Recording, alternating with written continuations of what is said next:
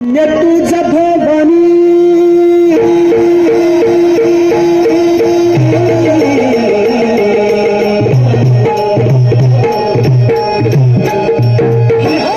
धन्य धन्य तुझा भवानी कुलस्वामिनी शौर्यशालिनी देवी तो माता तव चरणी देवी तो माता तव चरणी देवी तो माता तव चरणी लागू दे सेवा सत्कारिणी लागू दे सेवा सत्कारिणी लागू दे सेवा सत्कारिणी रंग दे गाथा शिवरंजनी रंग दे गाथा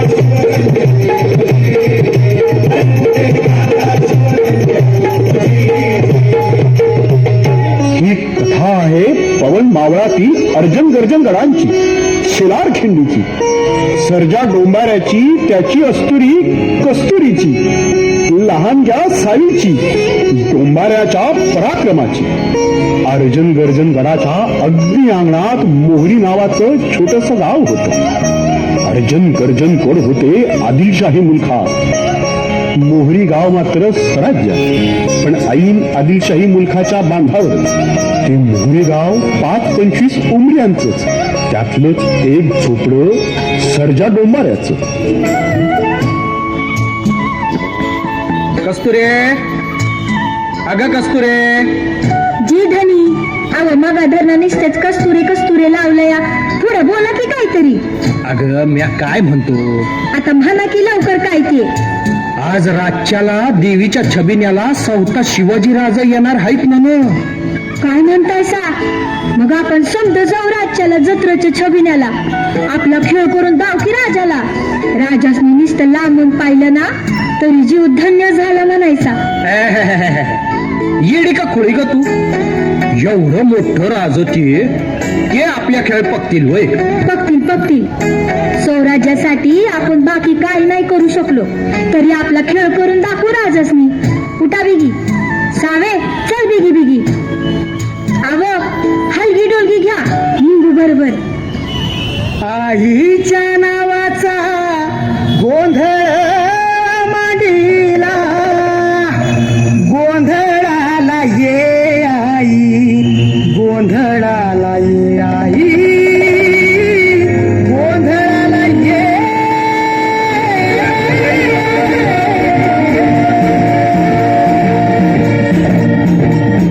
नवरूपाची नवलाई आज बसली सिंहासनी, आदिमाय तू भवानी साऱ्या पृथ्वीची जननी.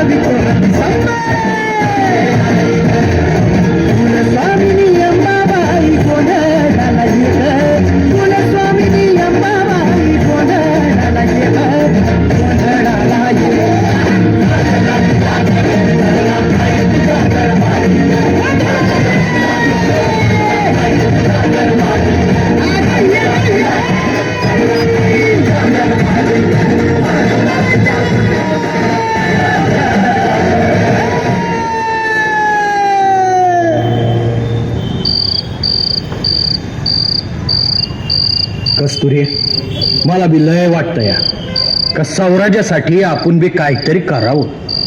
वैधनी, अक्षी माझ्या मनातलं बोललात. आपण बी स्वराज्यासाठी काहीतरी केलं पाहिजे खरं, पण आपण पडलो डोंबारी, आपण काय करणार? स्वराज्याच्या कामासाठी हर एक जण कामाचा आहे. तुमच्यासाठी काहीतरी काम निघलच, पण येळ आल्यावर मागा हटू नका म्हणजे झालं. पांडुरंग पांडुरंग. पण पोरांनो, सावध राहा. आदिलशाही मुलकाच्या जवळ हात. अर्जनगडाचा किल्लेदार दुर्जन चाल ठाऊक आहे नव. माहित राखीस मिळाला, त्याची नदर लई वांगाळ, आणि त्याचा लाळ घोट्या तो रुस्तमरा, हे बी तसलंच. म्हणून म्हटलं का सावध राहावा. मी हायच तुमच्या बरोबर. बर, येतो म्या, लवकरच भेटू. राम कृष्ण हरी, पांडुरंग हरी, पांडुरंग हरी, पांडुरंग हरी. अवधनी, हे बाबा कोण हो? आता मला बी काय ठाऊ ग मर्दानी. चला आता घरला जाऊ, लय भुका लागल्या. काय ग सावे? अर्जन गर्जन गडावर 2 अजस्त्र तोफा आवासून उभ्या होत्या, आणि त्या तोफांमुळेच महाराजांना हे 2 गड घेणं अवघड होतं. आणि तेवढ्यात किल्लेदार दुर्जन सालाची दवंडी राजांच्या कानावर आली.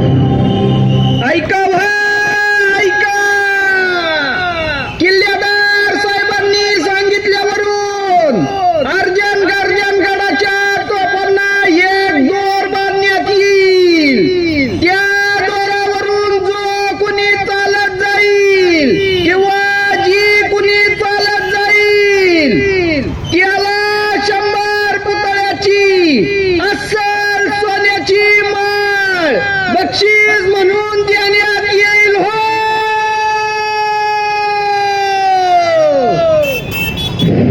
महाराज, हे असलं येडं धाडस करणारं एक डोंबारी जोडपं मला ठाऊक आहे. काय सांगताय बहिर्जी? बहिर्जी, अहो जीवावरचं धाडस आहे हे. नाही नाही बहिर्जी, आमची ह्या जीव घेण्या धाडसाला इजाजत नाही. मध्ये कोणीही बहादर का असेनात. राजा, अहो ऐका माझं. मी मोरीच्या जत्रेनंतर तुम्हाला त्या डोंबाऱ्याच्या सर्जा कस्तुराचं बोललो होतो ना. त्या पोरांना स्वराज्यासाठी काहीतरी करायची इच्छा आहे, अंगात जोश आहे, उर्मी आहे. ती लहान पोर सहज पार करून जाईल त्या दोरावरून. पण बहिर्जी, हा जीवावरचा खेळ आहे. त्या कोवळ्या पोरीला यमाच्या मृत्यूच्या तोंडात देऊ म्हणता? महाराज, तुम्ही फक्त भो म्हणा. बैजवार योजना आखतो.